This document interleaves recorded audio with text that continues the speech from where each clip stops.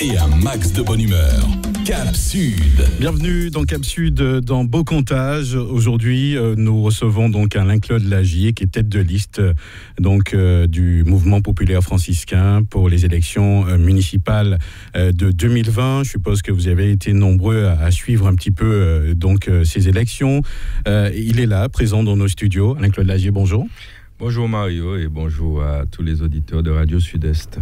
Alors, récemment, des élections, est-ce que vous attendiez à ce que les militants vous choisissent ?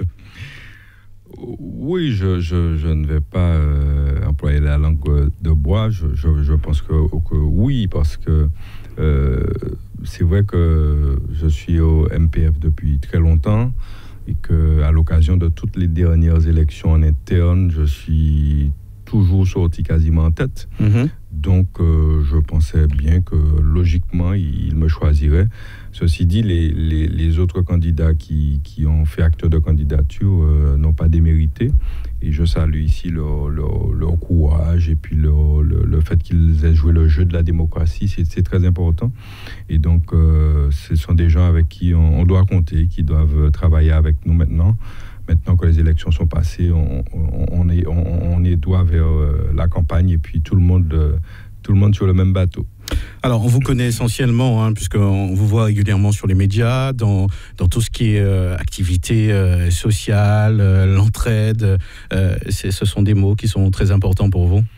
Très, très, très important, parce que je crois qu'une société ne peut pas se bâtir comme ça, que chacun est dans son coin, que chacun fasse ses affaires à sa petite sauce et puis ne s'inquiète pas de l'autre, de son prochain.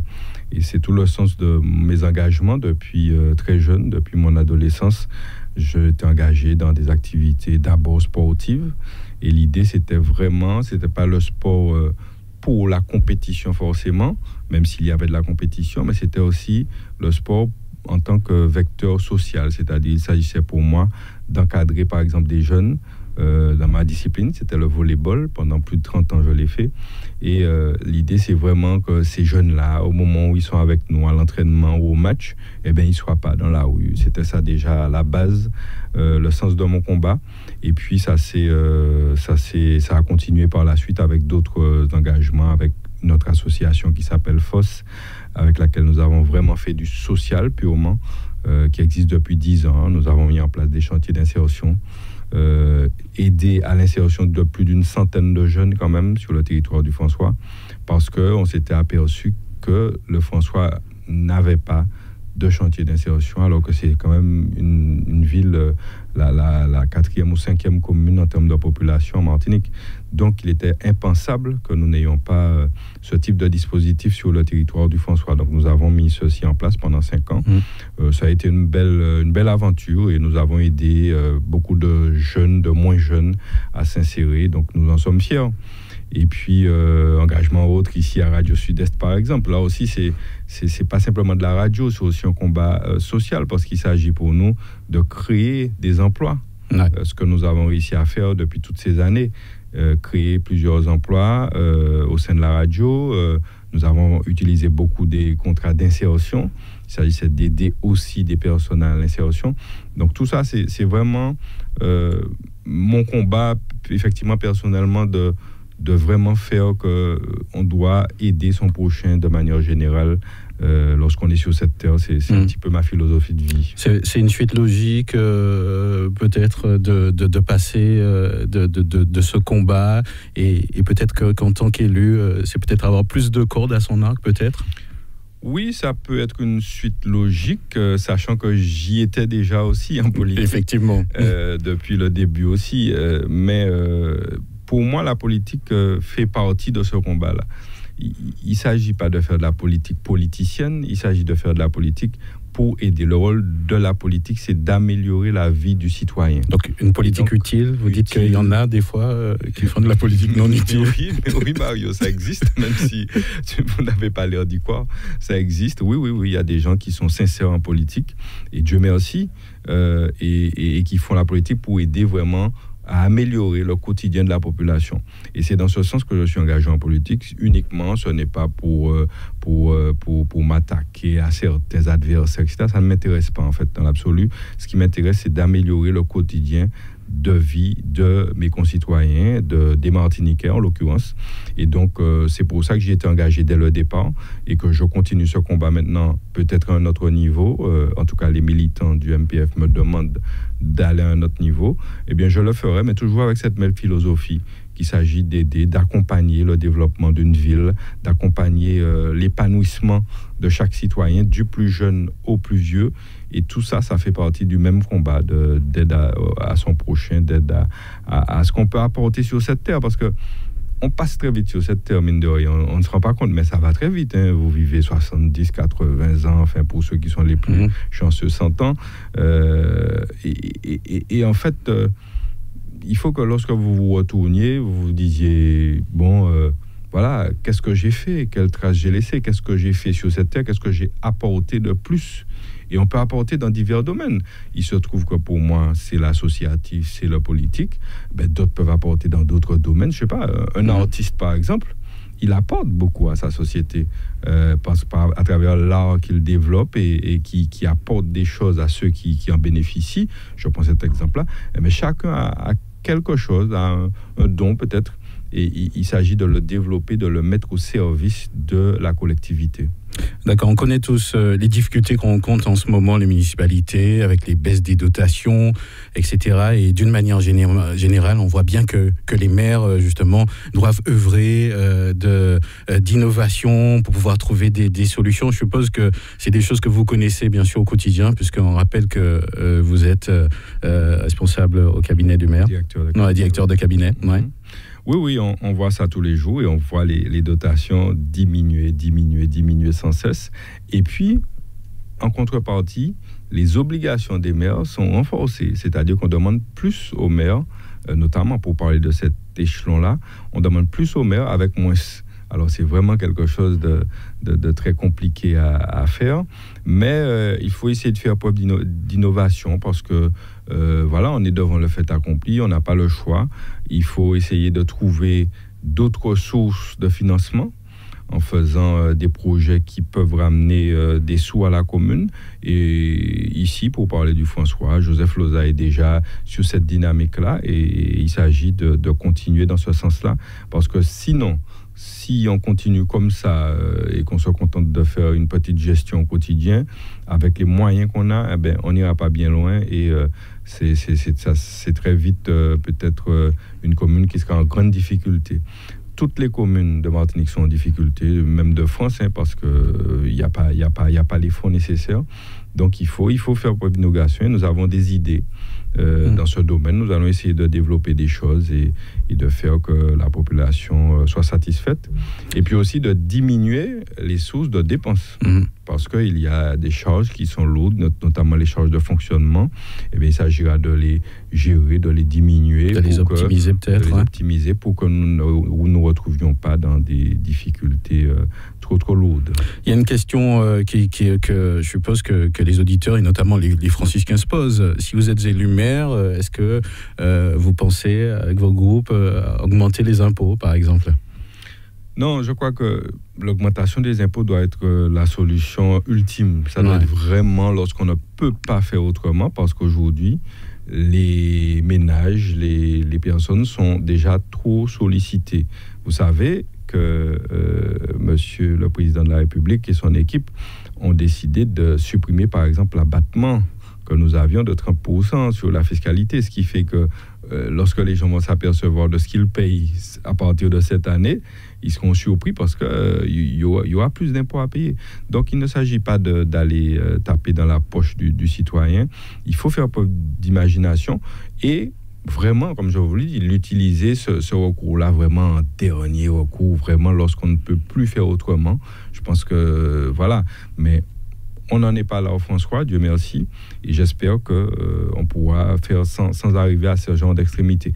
Mais parfois, c'est vrai qu'on est obligé d'y aller parce que, voilà, sinon la commune se retrouve dans de très grosses difficultés. Bon, il est vrai qu'il est un peu tôt de parler de programme, mais est-ce que vous avez une vision quand même pour la commune du François, des petites idées déjà? Oui, j'ai quelques axes que j'ai d'ailleurs soumis lors de mon élection au sein du MPF. Les grands axes, ça sera vraiment de continuer à travailler en proximité avec le citoyen, d'amplifier cela, parce qu'aujourd'hui, il faut que les citoyens soient pris en considération dans leur cadre de vie notamment. Il faut améliorer le cadre de vie du citoyen franciscain, continuer à l'améliorer. Beaucoup de choses ont été faites. Vous savez, la ville est, par exemple, en train d'être fleurie depuis plusieurs années. Et c'est une action qui continue, qui s'amplifie. Et on salue le travail qui est fait par les élus en charge de cette affaire. La ville a besoin aussi de mettre en place les conditions favorables pour que des emplois soient créés sur le territoire. Et cela, c'est le rôle d'une ville, de mettre en place ces conditions pour que des entreprises puissent venir s'installer et créer des emplois dans la ville. Donc nous sommes aussi partisans de travailler en ce sens et puis penser vraiment justement à cette jeunesse effectivement qui est souvent désœuvrée et c'était tout le sens de mon combat en faisant des chantiers d'insertion et je pense qu'à ce niveau-là on pourra essayer d'accompagner aussi des actions pour aider les jeunes à s'insérer au mieux parce qu'aujourd'hui on ne se rend pas compte mais il y a beaucoup de jeunes qui sont laissés sur le bord de la route et ceux qui ont la chance de s'accomplir, de faire des études, eh bien, ils sont obligés de partir. Alors voilà, vous avez deux jeunesses, une qui est souvent en échec scolaire, qui reste ici et qui est désœuvrée, et puis une qui doit partir parce qu'il n'y a pas de travail ici. Donc il faut travailler à faire que ces deux jeunesses trouvent leur compte pour les aider à rester dans leur pays, à travailler dans leur pays. Alors, Catherine Conconne a initié une action qui s'appelle Aller virer, qui a pour but justement d'aider à ceux qui partent à revenir. Moi, je vais tout à fait dans ce sens-là. On part se former, on revient travailler pour son pays. Donc, on va essayer de travailler dans ce sens-là aussi. C'est vraiment un axe important pour nous. La mairie ne crée pas d'emploi en elle-même. Une mairie aujourd'hui, surtout aujourd'hui, une mairie ne peut pas embaucher. On n'embauche quasiment plus parce que ce n'est pas possible. De l'activité, peut-être. Elle peut créer de l'activité, mettre les conditions favorables pour qu'il y ait des activités qui soient créées pour créer des emplois. Il est vrai que la campagne, on peut dire qu'elle a commencé. Donc, au François, on entend parler de tracts qui circulent. Je crois que vous êtes un habitué, même si certains vous découvrent. Donc, c'est pas des choses qui vous impressionnent. Non, pas du tout. Vous savez, lorsque vous avez des adversaires qui sont, je sais pas comment dire ça, mais on est dans des choses insipide qui n'intéresse pas les gens, à mon avis, de savoir, vous parlez de trac, j'imagine que vous faites allusion à un trac, c'est leur mot d'ordre de toute façon de dire que, c'est la famille, etc. C'est pas important, parce que, vous savez, ils n'ont pas compris que c'est pas ce que la population attend. La population attend des projets, que vous leur fassiez des propositions claires et nettes et que vous n'allez pas photographier chaque petit brin d'herbe qu'il y a dans chaque coin de rue. Ça n'a strictement aucun sens. Et ça, c'est peut-être de la politique ancienne que certains n'ont pas compris, que les temps avaient changé puis qu'il fallait changer de braquet. Nous ne sommes pas du tout dans cette dynamique-là. Nous, on est là pour, comme je l'ai dit, travailler au service de la population. Alors, les tracts qui sortent, vous savez, la caravane passe, et puis voilà. Donc, ceux qui veulent sortir des tracts, si c'est leur méthode de campagne, qu'ils continuent. Moi, ça ne me gêne pas, ça ne m'impressionne pas. Et puis, je crois que, quelque part, c'est faire injure à la population que de ramener le débat à ce niveau-là. Alors, c'est ça pour moi. C'est une injure pour la population. Ça veut dire qu'on considère que les gens ne sont pas suffisamment intelligents pour chercher autre chose que des noms de famille, des choses comme ça.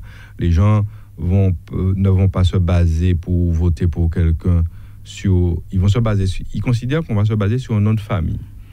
Ça n'a rien à voir. La question est de savoir qu'est-ce que la personne qui est présentée aux élections, avec son équipe, qu'est-ce qu'elle représente au François, qu'est-ce qu'elle a déjà fait pour le François, quelles sont ses valeurs. Et ça, il faudrait qu'ils comprennent ça, qu'on défend des valeurs en politique. Alors, si la valeur qu'on défend, c'est la valeur de... on a un problème avec les familles, etc. Ça, c'est vraiment... Si c'est ça qu'on veut donner comme exemple à la jeunesse martiniquaise, eh bien, moi, je dis carrément non. Et franchement, je leur dis de continuer dans ce sens-là. Ils sont dans la bonne voie. Et que nous, on ne va pas entrer dans ce jeu-là.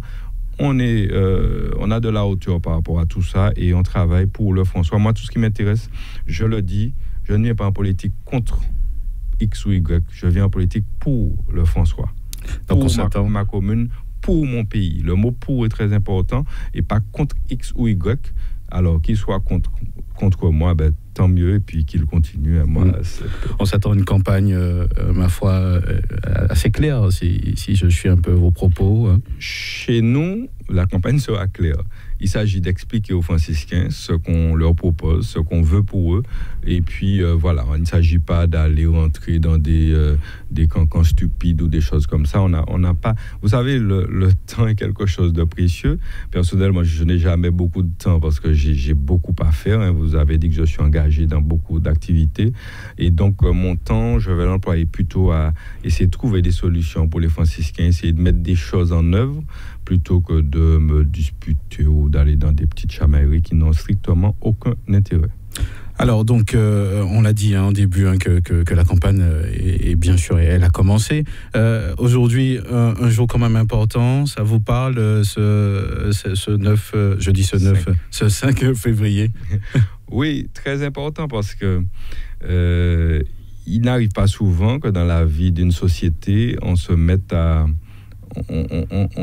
ensemble pour essayer de dire ce qui ne va pas.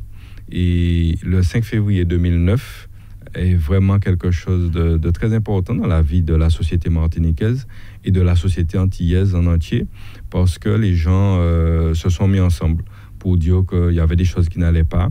Ils sont descendus dans la rue, ils ont fait des sacrifices parce que pour rester plus de 30 jours, voire 40 jours sans travailler, sans avoir de quoi manger. À l'époque, il n'y avait pas de quoi manger, les grandes surfaces étaient fermées.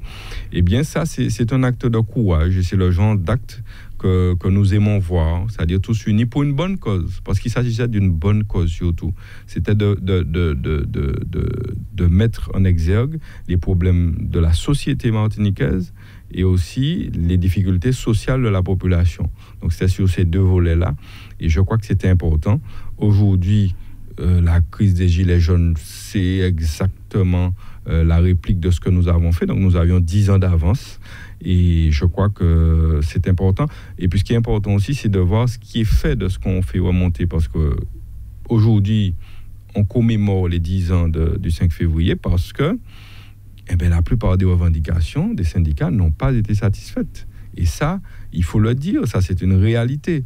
Et alors lorsqu'on essaie de noyer le poisson, d'essayer de faire diversion, et puis finalement les gens se rendent compte qu'on n'a pas tenu les engagements qu'on avait promis, eh bien ça risque encore de tourner mal, de partir encore dans des grèves. La grève n'est pas en soi une chose, il faut y arriver vraiment quand on ne peut plus faire autrement. Donc quand les gens arrivent à ce stade-là, comme les Gilets jaunes, que je trouve cette action effectivement très intéressante, c'est parce qu'ils ne peuvent plus. Dans la crise des Gilets jaunes, il y a quelque chose qui m'a marqué, et je me rends compte que certains n'ont pas fait attention. Mais lorsqu'il y a des crises, lorsqu'il y a des mouvements, en général, lorsqu'il y a des périodes de fêtes, et notamment la fête de Noël, qui est la fête de la famille, les fêtes de fin d'année, eh bien, le mouvement s'arrête et reprend après. Eh bien, dans ce cas-là, on s'est rendu compte que en France, les Gilets jaunes n'ont pas arrêté. Et moi, ça m'a vraiment interpellé. Ça aurait dû interpeller les dirigeants, parce que les gens, autour du 25 décembre, autour du 1er janvier, étaient quand même dans la rue. Ils n'avaient même pas le cœur à la fête. Voilà, voilà, donc ça veut dire quelque chose. C'est très important, et on se rend compte qu'on a en face peut-être un gouvernement qui n'est pas assez ouvert, qui n'a pas les oreilles assez ouvertes, ou qui n'est pas conscient peut-être de la réalité de ce que vit un citoyen normal, un citoyen lambda. Donc, c'est dommage. Et cette crise qui perdure, je crois qu'il faut qu'ils entendent, il faut qu'ils comprennent qu'on ne peut pas avoir d'un côté une minorité de la population qui vit de façon très aisée, qui s'enrichit chaque année, les plus riches, et puis de l'autre, les plus pauvres, les retraités qui ont des petites retraites, et puis qui ne voient pas la situation s'améliorer. On ne peut pas avoir ça. C'est pas normal, c'est pas une société juste. Et moi, le sens de mon combat, c'est d'avoir une société plus juste. Ça a toujours été ça. C'est pour ça que nous sommes engagés à gauche. Parce que la gauche, c'est ça. C'est essayer de créer de la justice sociale pour que chacun puisse vivre décemment, même si tout le monde n'aura pas le même niveau de vie forcément. Mais enfin, il ne faut pas qu'il y en ait qui soient carrément à la rue et puis d'autres qui sont hyper aisés. Donc, il faut que ça s'arrête. Et je crois que ce mouvement est important et qu'il va faire date aussi, comme le 5 février. Oui, certainement. N'empêche, peut-être une dernière question. Si vous êtes élu maire, une volonté de travailler avec tous ceux qui veulent travailler, peu importe les clivages? Je l'ai toujours dit, je ne crois pas, notamment à l'échelon d'une commune, qu'on ne puisse pas travailler ensemble pour le bien-être de la commune, quelles que soient nos idées, nos couleurs politiques. C'est l'intérêt du citoyen qui doit être mis en avant. Par conséquent, je crois que les candidats, en grande majorité, ont envie de faire pour le François, faire pour la commune, faire pour les citoyens franciscains. Je ne vois pas pourquoi on ne pourrait pas s'entendre et arriver à faire ensemble. Je suis de cet avis. Moi, j'ai toujours essayé dans mon parcours de réunir les bonnes volontés et non de chercher la division, de diviser sur des familles, sur des etc. Ça, c'est stupide. Il faut travailler sur l'unité, l'union des forces de la Martinique pour faire avancer le pays. On voit bien que lorsque les gens sont divisés, lorsqu'il y a des tiraillements permanents, eh bien, les choses n'avancent pas. Donc, mon combat, c'est celui-là. Donc, je ne vois pas pourquoi, si vous avez en face des personnes, parmi les candidats, des personnes qui sont constructives. J'aime bien ce mot, constructif. C'est-à-dire qu'on essaie de voir de l'avant. Nous sommes des individus de progrès qui veulent travailler pour faire progresser une société, faire progresser les membres de la société. Je ne vois pas pourquoi on ne pourrait pas travailler ensemble au bien-être, au mieux-être des franciscains. Donc c'est mon combat à moi. Maintenant, après, les autres, s'ils sont sur cette dynamique, on peut discuter, pourquoi pas. Mais s'ils sont pas constructifs, s'ils sont sur d'autres dynamiques, on ne peut pas les obliger à venir travailler avec nous. Donc, mais, franchement, nous ne sommes pas fermés à travailler avec qui que ce soit. Hein. Le bien-être de la population est l'essentiel dans le combat qu'on mène. Dernière question, vous allez continuer à travailler, à rajeunir. On a vu arriver de nouveaux jeunes au mouvement, il y en a qui s'impliquent. Est-ce qu'il y a une nouvelle prise de conscience? Qu'est-ce qui s'est passé au MPF? Non, je crois que les jeunes qui se sont rapprochés du MPF, parce que ces derniers mois, on a enregistré beaucoup d'adhésions, je n'ai pas le nombre exact, mais enfin, on a vu plus d'une cinquantaine de nouveaux visages, jeunes ou moins jeunes, arrivés. Je crois qu'ils ont vu, malgré tout ce qui est dit, hein, parce que vous savez, ce que je vous disais au début, on peut parler, mais les gens voient ce qui est fait, et ils ont vu que là, il y avait un travail qui était fait, il y avait quelque chose. Donc, ils se sont dit qu'ils viendront ici et pas ailleurs. C'est peut-être pas par hasard. Ceux vers qui ils ne vont pas devraient s'interroger pourquoi on ne vient pas vers nous et pourquoi on perd. Parce qu'en face, il y en a qui perdent des adhérents, qui perdent des gens qui étaient avec eux, leurs principaux lieutenants qui étaient à côté d'eux, et bien qui partent et qui viennent souvent nous rejoindre. Eh bien, si vous êtes quelqu'un qui réfléchit, vous vous dites, mais pourquoi ils partent ? C'est qu'il y a quelque chose qui ne va pas dans ce que je fais. Nous, on accueille donc beaucoup de jeunes et de moins jeunes, comme je dis, c'est des nouveaux adhérents, des gens qui m'appellent et qui me disent « Je n'ai jamais fait de politique, mais vraiment, j'ai envie de faire ce combat-là, etc., avec toi, etc. » Je les accueille à bras ouverts. Et c'est le signe que les messages qu'on envoie sont peut-être des messages positifs, des messages intéressants que la population, auxquels la population adhère. Donc, nous sommes bien contents de cet état de fait. Et puis, il y a à côté que nous avons une génération, donc ceux qui ont créé le MPF, qui aujourd'hui ont donné beaucoup, ont œuvré beaucoup depuis 1983 et qui ont émis clairement la volonté de passer le flambeau à des plus jeunes. Donc, le message est clair, les choses sont claires, il n'y a pas de tiraillement, de personnes qui veulent s'imposer et ne pas laisser la place aux jeunes. Je crois que ce dont les gens ne se rendent pas compte souvent, c'est que chaque génération a un travail à faire. Parce que chaque génération est en phase avec la génération dont il fait partie. Une génération, c'est environ 20 ans.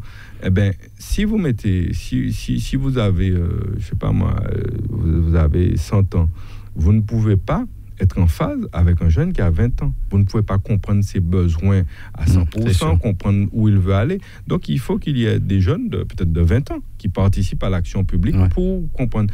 Donc, nos aînés ont décidé de passer la main et il faut vraiment leur rendre hommage parce qu'ils ont mené ce combat jusqu'au bout. Ils seront là toujours avec nous parce que nous en avons besoin.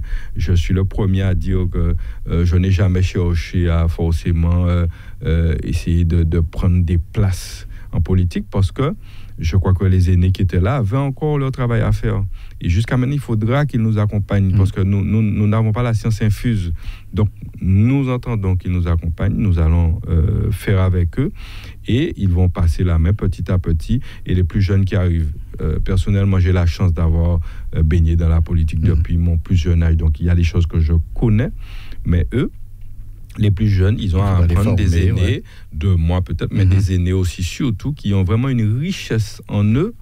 Vraiment, lorsque vous sortez d'une vie publique, quand vous avez été dans la vie publique pendant plus de 50 ans, et puis vous arrivez donc à un âge, vous avez déjà 70 ans par exemple, vous ne vous rendez pas compte de la richesse que ces gens-là ont en eux, parce qu'ils connaissent énormément de choses, ils connaissent l'être humain, le citoyen, la chose politique, et ils peuvent transmettre des choses.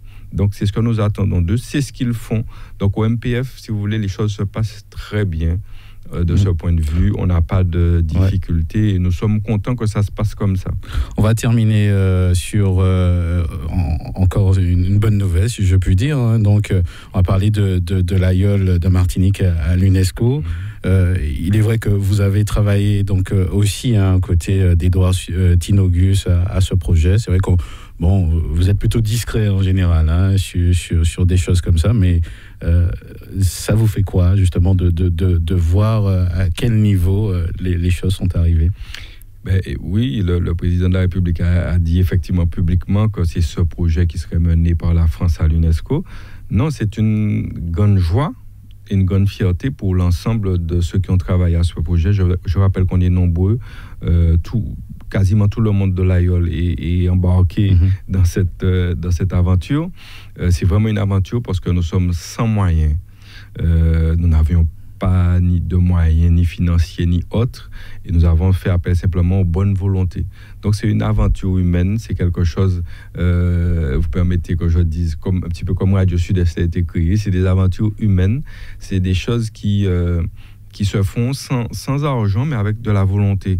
Et ça doit montrer notamment un message aux plus jeunes qu'avec la volonté, on peut aller très loin, même si on n'a pas forcément des moyens au départ. Il faut avoir la volonté d'arriver, d'avancer, on y arrive. Donc, cette affaire-là se passe pour l'instant bien. On n'est pas encore au bout parce qu'il faudra que vous avez de nombreux soutiens apparemment, quand même, dans des autres pays, notamment le consul, etc. Oui, mais on l'a créé, c'est pas ça vient pas tout seul. C'est-à-dire que nous, on a invité tout le monde autour de la table à venir parler avec nous. Les consuls de Martinique, on en a eu cette semaine, pour venir, parce qu'il faut solliciter les gens, les politiques. Nous avons quasiment tous les parlementaires qui étaient avec nous dans ce combat. Pourquoi on les a sollicités? On a essayé de solliciter le plus grand nombre pour, encore une fois, faire une démarche collective et non divisée. Nous sommes dans l'unité, l'union avec un ensemble de personnes pour essayer d'aller plus loin. Donc, ça a l'air de prendre, parce qu'on n'est pas au bout, je veux le rappeler. Là, il y a encore une étape qui consiste à être effectivement le dossier retenu par la France, parce que le président l'a dit, mais nous attendons maintenant l'écrit. Ensuite, que la France porte effectivement ce dossier à l'UNESCO et que l'UNESCO adhère aussi. Donc, il reste quand même tout ça à faire et il ne faut pas qu'on soit euphorique trop.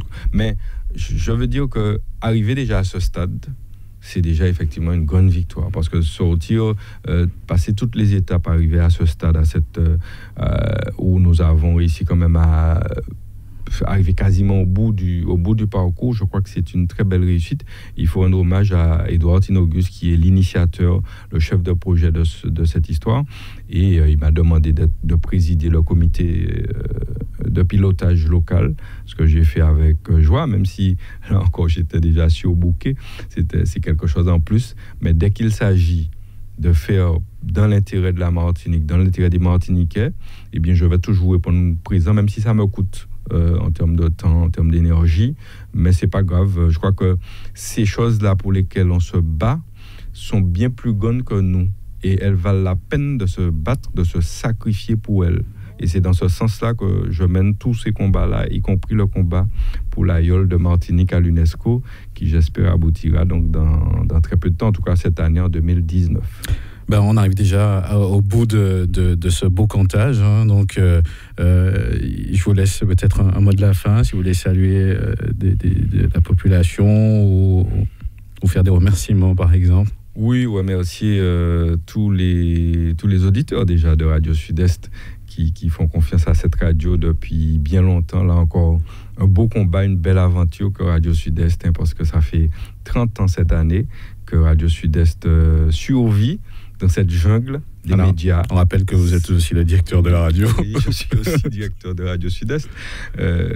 C'est une jungle, les médias, il faut le savoir, parce que radio associative, vous n'avez pas des moyens, encore une fois, qu'ont peut-être des grosses radios commerciales, mais vous devez vous battre pour tenir, pour exister et proposer des programmes qui conviennent, qui plaisent et qui fassent avancer la population. C'est ce qui est important, c'est toujours le même combat. Vous savez, dans tout, vous voyez qu'on revient toujours à la même chose. C'est toujours le dénominateur commun, c'est d'apporter quelque chose à la population. Donc, Radio Sud-Est a 30 ans. Donc, remercier tous ceux qui sont là, qui nous écoutent. Remercier aussi au niveau politique, donc le MPF, mon parti, qui a beaucoup donné aux François et qui va continuer à donner.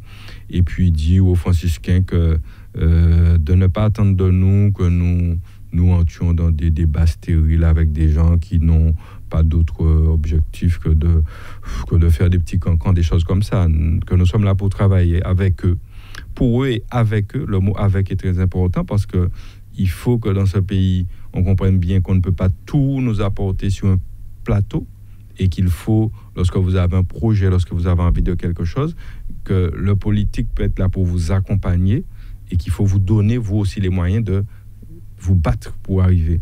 En fait, j'étais à j'espère que je ne prends pas trop de temps, à une conférence avec des avocats récemment, et il y a une avocate qui disait que les gens ont tendance à vilipender les politiques, à penser qu'ils sont tous pourris, etc., mais et à penser qu'on s'enrichit en politique. Mais elle disait effectivement, à juste titre, que les gens qui ont des choses, parce qu'on est basé sur le matériel, malheureusement, dans notre société, c'est le matériel qui prime, alors qu'en réalité, quand on regarde bien, c'est pas l'essentiel du tout.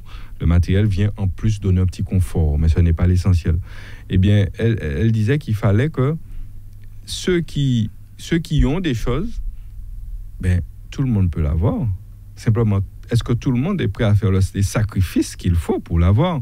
Parce que ça demande des sacrifices. On n'arrive pas, les gens ne tombent pas comme ça, du néant. Et puis, c'est sûr qu'il y a des rentiers, des héritiers qui ont des choses par rapport à ce que leurs ascendants ont fait.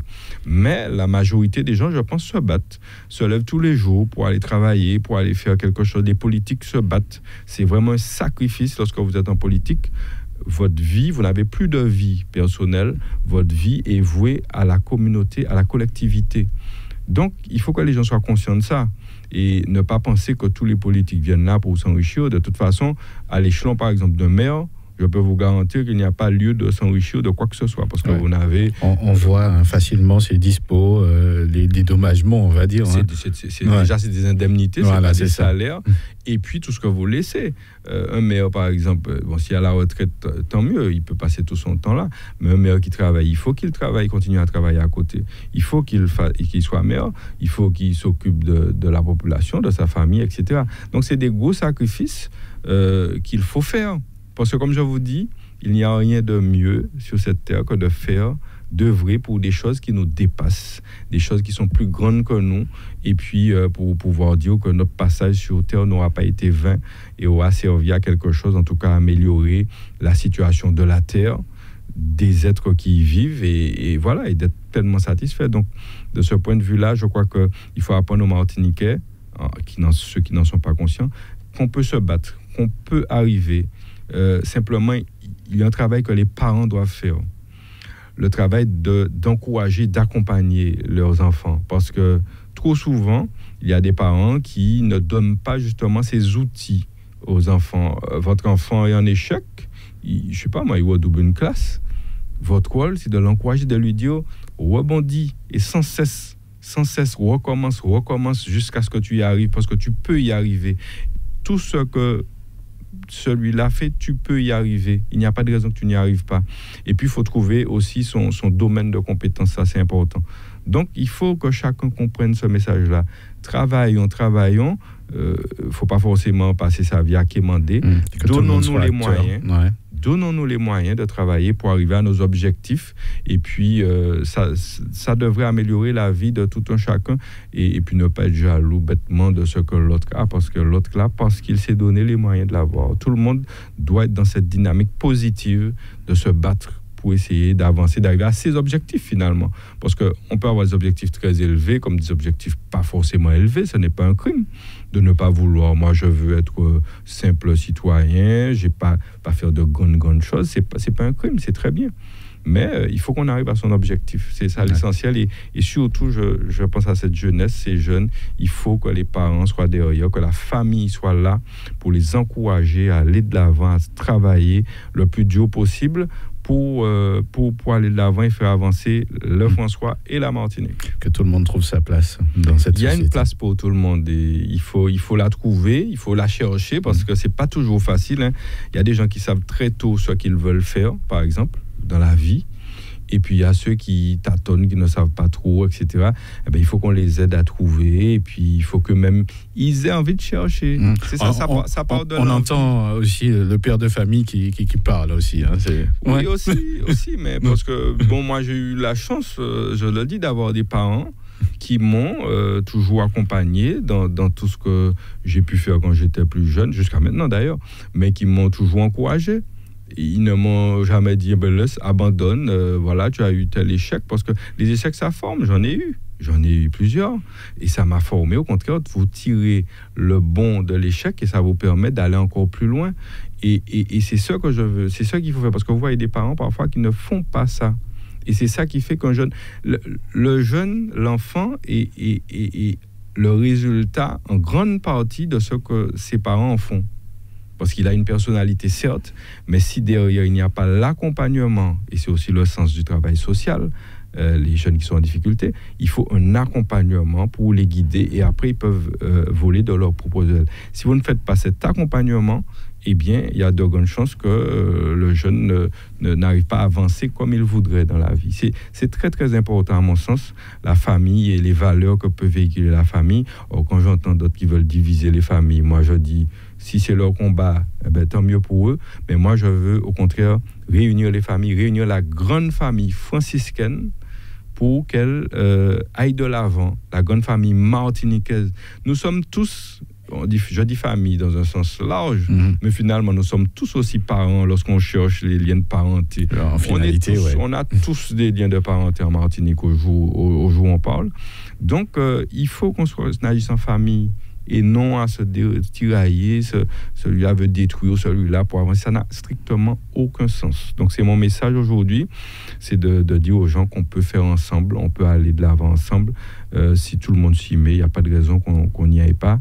Et nous voulons, nous, au MPF, aller de l'avant pour le François, pour les Martiniquais.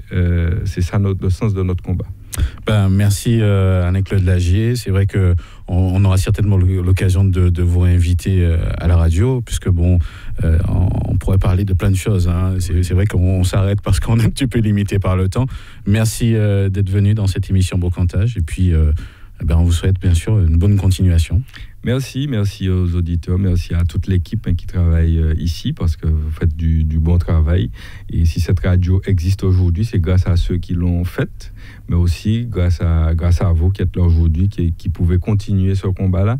C'est un combat, je l'ai dit, de mener une radio associative. Et donc, il y en a tellement qui sont décédés, qui ont disparu des radios associatives. Nous sommes des derniers mohicans, comme on dit. C'est bien ça. Et donc, merci à vous de faire ce travail-là et à toute l'équipe, à Ricardo et tous ceux qui sont là, parce que c'est vraiment ça aussi, ça participe du bien-être de la population, d'avoir une radio comme ça locale qui fait ce travail-là. Et donc merci de me recevoir, parce qu'on m'avait invité aujourd'hui ici. Donc on est content d'être là et puis content de partager avec les auditeurs que j'espère de plus en plus nombreux tous les jours. Je sais qu'ils sont là et le travail qu'on fait devrait encore porter des fruits. Donc merci à vous et puis une très bonne journée. Merci à vous Alain-Claude Lagier. Donc la vidéo sera disponible tout à l'heure sur le Facebook pour ceux qui n'ont pas eu l'occasion de suivre toute l'interview. Merci. En Martinique, le son des Antilles. le son des Antilles. Radio Sud-Est.